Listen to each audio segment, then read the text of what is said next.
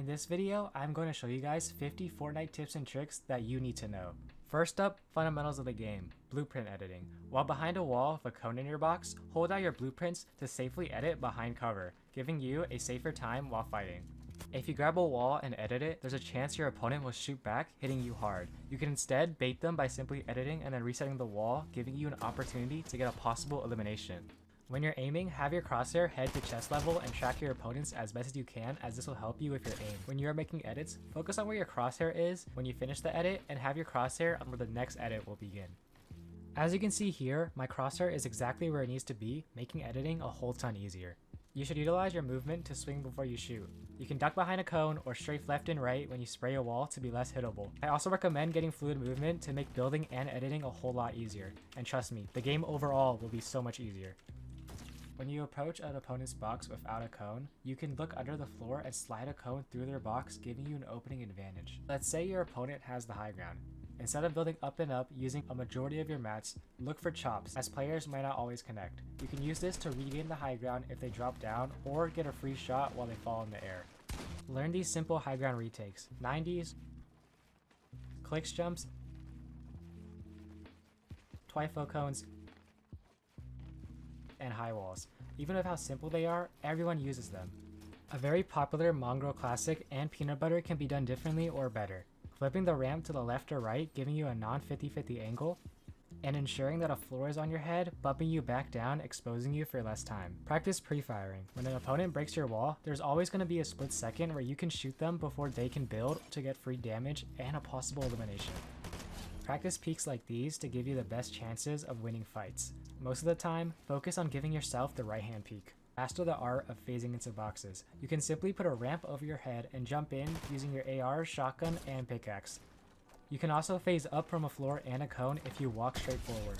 As for phasing down, there are 3 ways: phasing your ramp and breaking through, pushing yourself against the ramp, and timing the pickaxe while falling. You should know what to farm, as some rocks or trees are better than others. Rotate while farming and be aware, knowing where you're going so you can plan where you want to farm.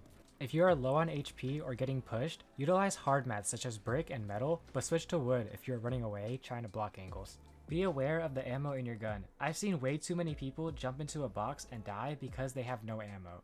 Give yourself more space when getting pushed by making a 2x1 instead of a 1x1. If you get hit, you can make 2 boxes, but instead of constantly reboxing, look for safe return damage using good peeks, or lurk in your cone and try and catch your opponent off guard. When trying to take a wall, you can hold the cone or ramp at the same time with the wall to take both. Don't double swing at a wall, as good players will be able to read then punish you. When approaching a box, attack it from different angles by shooting or pickaxing multiple walls. This will keep your opponents on their toes. When the walls are weak, such as when someone immediately edits, you can hold your pickaxe or gun out to retake the wall, catching your opponent off guard. When W-keying a box, always attack from a diagonal angle or above them, giving yourself the best angles and a way to block shots.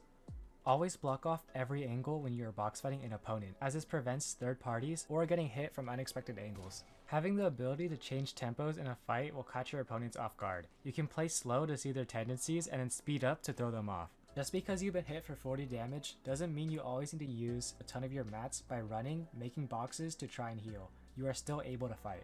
Something that will give you a major edge to win off spawn fights is having good drops. Aim for the lowest elevation to pull out your ladder. When going for AR beams or SMG tracking, aim for the chest for the best results.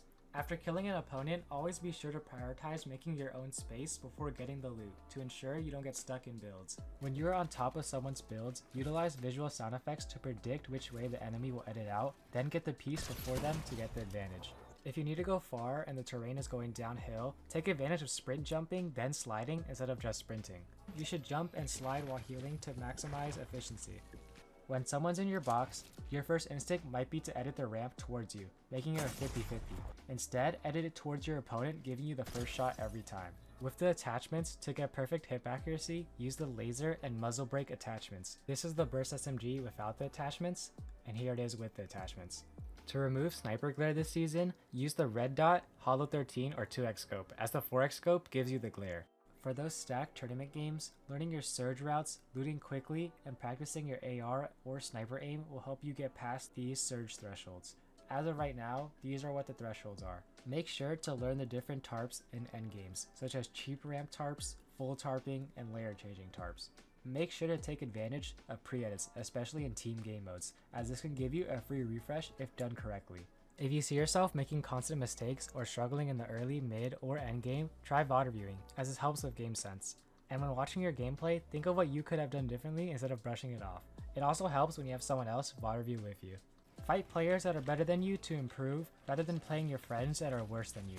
Getting absolutely destroyed might not feel the best, but will be worth it in the end. You can watch pro players and pay attention to what they do. This can be their movement, the way they fight, think, or anything that seems useful. Pinpoint and be specific onto what you need to work on. For example, if you have bad aim, then do aim training maps, or Kovacs. Bad mechanics, hit the edit courses or 1v1s. When trying to improve, the best thing to do is to stay consistent and do a high amount of reps. You won't improve unless it's consistent, and do not give up on it, as once you push past the mental block, you will see improvement in your gameplay. Be sure to play everything Fortnite has to offer, such as Zone Wars, PGs, Realistics, box fights, aim trainings, mechanic trainings, and more. Don't limit yourself to only one thing. Challenge yourself in-game. Instead of caring about the win for rank purposes, use the time to W key everyone, so you are prepared to do the same in tournaments. It will help improve your fighting. Surround yourself with people that have similar mindsets to grind and grow as a player, but are also similar or better than you in skill level. Take time to learn the map. This can be studying where you drop, where certain chest spawns are, or overall knowing where everything is. You guys can also look on Fortnite.gg for updated loot spawns. Make sure to use your time efficiently. Instead of trying to improve on something you're already good at, look at what you're lacking and put the time into that. If you are one of those players who grind 10 hours a day, 7 days a week, remember to take a break before you get burned out. Have a positive growth mindset. When you make a mistake or do bad in a tournament, don't immediately blame your teammate or the game. Instead, look at what you could have done differently. Make sure you are on performance mode, as this is the most optimal rendering mode for the best FPS and input delay. And finally, if you're struggling with frame drops on PC, be sure to do the simple tweaks such as fixing your NVIDIA control panel settings, with making the 3D application performance instead of quality, ensuring you are 1920 by 1080 and not the HD version, and having these 3D settings. I hope you guys all enjoyed these 50 tips. If you guys want more content like this, please let me know in the comment section. And with that, make sure to leave a like and subscribe if you're new, and I'll see you guys in the next one.